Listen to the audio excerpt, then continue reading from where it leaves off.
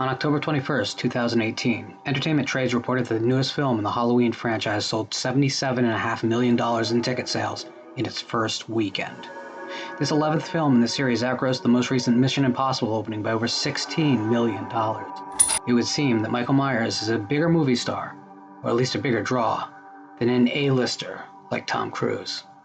And it's not just Michael, of course. Friday the 13th and Nightmare on Elm Street, Scream, the Texas Chainsaw Massacre, these are brand names every bit as renowned as Coca-Cola or Starbucks. How does a killer in a blank mask become a cultural phenomenon?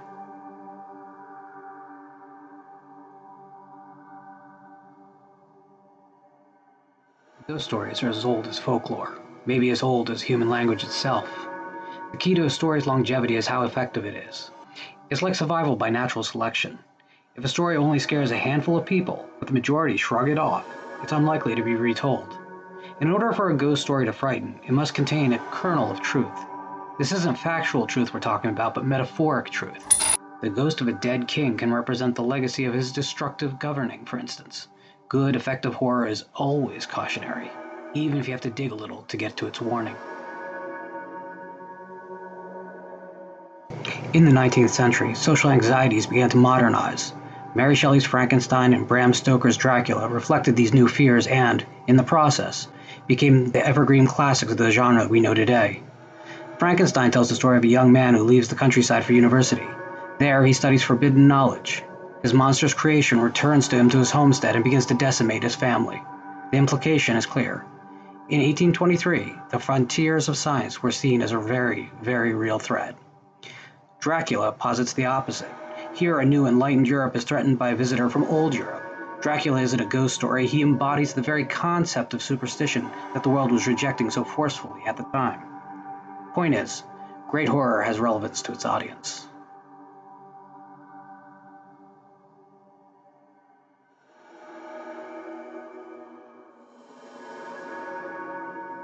The end of the Second World War brought revelations out of Europe and Asia. America saw images, read news articles, and saw newsreel footage of genocide. The literary monsters of the previous era would never have the same impact. Things would have to change. First, we turned our attention to the atomic panic. Insects and housewives on the movie screen grew to gigantic proportions. It wouldn't stay that way for long, however. This came at a time when the genre's focus was getting smaller and more intimate and sharper.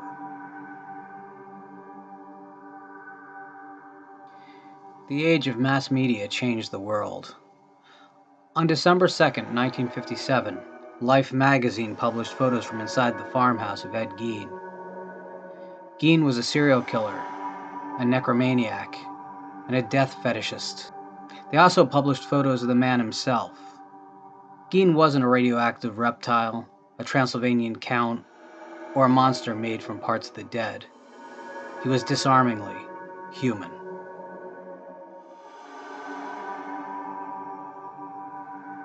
The atomic panic of the 1950s faded as a new breed of monster emerged. The social impact of Albert Fish, Boone Helm, and H.H. Holmes had been mainly limited to the early print media like newspapers and books. Not so in an age where television sets were increasingly replacing radios in America's living rooms. Filmmakers noticed. Peeping Tom, Psycho, and Blood Feast, among others, capitalized on this news. The list of new boogeymen quickly grew. Ted Bundy, Henry Lee Lucas, Edmund Kemper, John Wayne Gacy, David Berkowitz. By the late 1970s, a terrible fraternity of murderers existed in the American psyche. Even worse were those who remained still at large, like the Zodiac, the Green River Killer, and BTK. So we knew that any stranger, or even a friend, or a family member, could be responsible for these horrific crimes. Killers with obscured faces, often hidden behind masks, began to emerge on movie screens as early as the 1960s. These films, often dubbed proto-slashers, sensationalized exactly the sort of crimes that were being broadcast on the evening news. Hands of the Ripper, Dear Dead Delilah, and Black Christmas reflected the brutality of the Tate LaBianca murders and the killing spree of Gary Gilmore. By hiding the killer's face, these movies were choosing not to document existing crimes, but rather hint at possible future scenarios. After all, if a killer cannot be identified, then he could be anyone. Although Hitchcock's Psycho was undoubtedly the inciting incident, it would take 17 years for the floodgates to open. The film that birthed the subgenre was released on October 25, 1978, but make no mistake, the slasher subgenre's birthday is Halloween. John Carpenter and writers do not always intentionally insert subtext into their work. Often these ideas are embedded as a natural byproduct of the story's narrative. Because we all largely share the same cultural experiences, successful stories usually include at least some metaphors about our daily lives. If they didn't, we wouldn't find the stories compelling, and tickets wouldn't sell.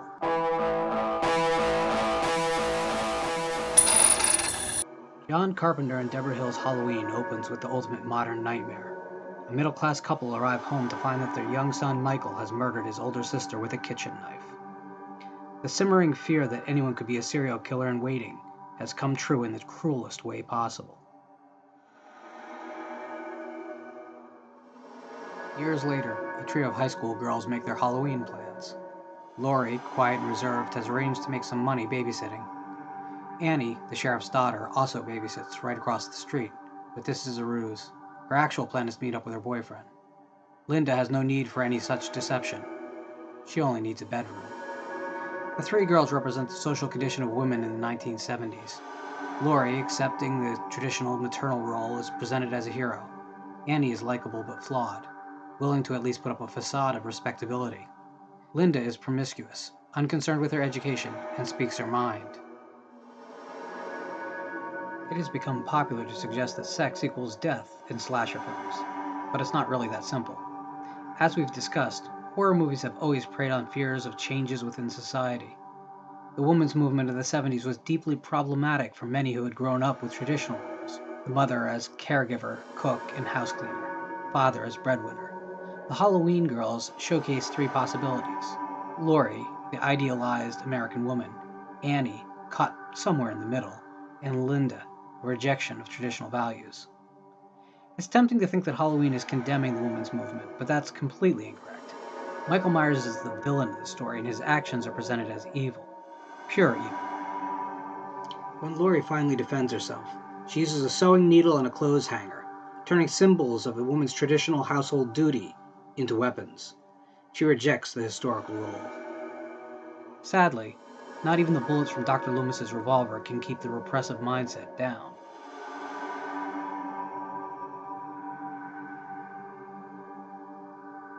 With a monster drawn from the headlines and an underlying social theme in place, Halloween's exploitative elements are unleashed. Cynics at the time claimed that the movie's wild success was due to the blood and nudity on screen. There certainly were much more graphically violent films in theaters in the late 70s, and many did inspire their share of imitators. But Halloween's impact was so much greater. It changed the horror genre forever. If Psycho was a baby boomer's nightmare, Halloween passed the baton to the disco, dancing, roller skating, pet rock painting generation, and with very few notable exceptions, it wouldn't look back. In its initial release, Halloween grossed $47 million in the US off of a reported $325,000 budget. Blindsided by the success, Hollywood as a whole responded. Independent producers and major studios alike rushed to cash in with their own stalk and slash movies. Over 100 slasher films would be released over the next 6 years, and while only a handful would see massive success, almost none lost money. These were inexpensive productions with a built-in, reliable audience. Theaters were game too, since the teenage demographic typically came more often, spent more on concessions, and had a strong word-of-mouth network. Because so many similar movies hit screens in such a short amount of time, producers and distributors often relied on gimmicks to set their film apart from the pack. And, like Halloween, a title that could also serve as a release date went a long way. Although business had been good for Halloween imitators, none had been able to match its commercial success. Almost, but not quite hitting that financial goal, Sean S. Cunningham's Friday the 13th became a major hit in its own right.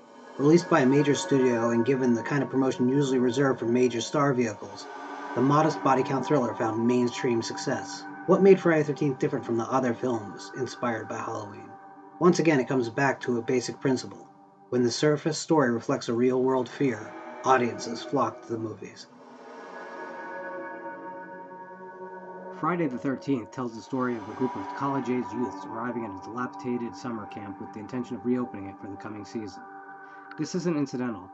This is a coming-of-age film in which the death of innocence is taken literally. Summer camps, at least in the 70s and 80s, were deeply ingrained symbols of the last years of adolescence. Reopening a camp, that is, retaining the innocence of youth, was impossible by 1980. Post-Watergate, post-Vietnam, post-oil crisis, America's kids were growing up way too fast. Consider Mrs. Voorhees' villain speech at the climax of the film, in which she condemns the counselors for making love instead of watching over her son. Like in Halloween, the traditional caregiver role has been abandoned by the new generation, and her son, Jason, never got to enjoy his childhood. The changing social norms killed him. Wes Craven's A Nightmare on Elm Street continued this thread, with teens inheriting the sins of their parents. Final girl Nancy and her friends are stalked by the ghost of a man who was killed by their parents. That he attacks them in their dreams is significant, since dreams are synonymous with life's ambitions. The statement is clear. The younger generation cannot even dream of a future with as much success as their predecessors. It's been stolen from them. This nihilist vision is embodied by a child murderer able to destroy lives from within dreams. Where, if anywhere, is left safe? Friday the 13th put college-aged kids in danger. Nightmare on Elm Street's kids were in high school. 1988's Child's Play brought the social commentary to elementary school. 6-year-old Andy's life is turned into a bloodbath when his mom gives him a popular doll for Christmas. His mother is a single parent working multiple jobs to pay the bills. Andy is being raised in large part by the television. The Chucky doll is a popular toy line with an accompanying cartoon. Adults, here in the form of a toy company, have targeted Andy, and all kids his age, for commercial gain. The film makes it clear that this is unhealthy, even fatal, taken to its extreme consequence.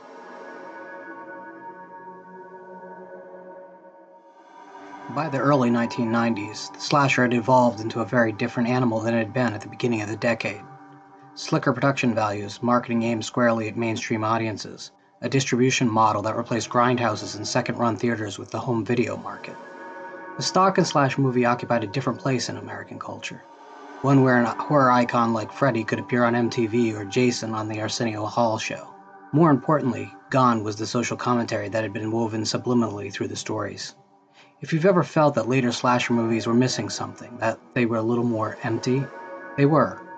And even if the killers themselves couldn't die, the popularity of the subgenre certainly could.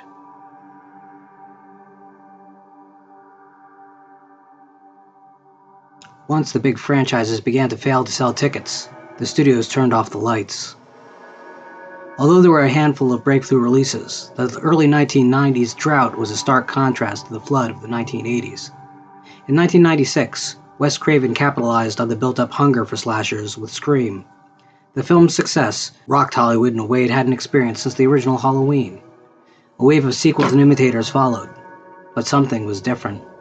Instead of commenting on the social ills such as the women's movement or corporations preying on children, Scream was a thematic criticism of the slasher film itself. After only a few years, it became obvious that this self-cannibalism couldn't support the subgenre.